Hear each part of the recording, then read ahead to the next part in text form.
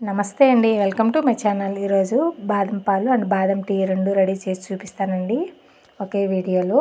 ఇలా బాదం పప్పు, జీడిపప్పు, షుగరు, యాలకులు తీసుకోవాలి. ముందుగా స్టవ్ మీద కడాయించి బాదం పప్పు 1 కప్పు తీసుకున్నానండి. వీటిని కాస్త వేగాక జీడిపప్పులు మాత్రం 1/2 కప్పు తీసుకున్నాను.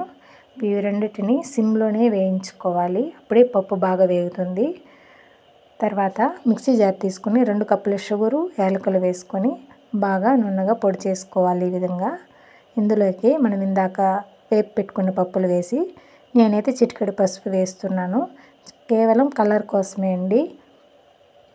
మీరైతే కుంకుమ పువ్వు కానీ కలర్ కానీ వేసుకోవచ్చు. ఇలా ఆ పౌడర్ని ఇలా టీ గ్లాసుల్లోకి వేసుకొని మీరు బాగా కాచిన పాలను ఇందులోకి పోసుకొని తాగితే మంచి టేస్టీ బాదం టీ రెడీ అండి. పిల్లలైనా పెద్దలైనా అందరూ తాగొచ్చు. మామూలు టీల కన్నా ఇలా బాదం టీ తాగితే చాలా హెల్దీ కదండి.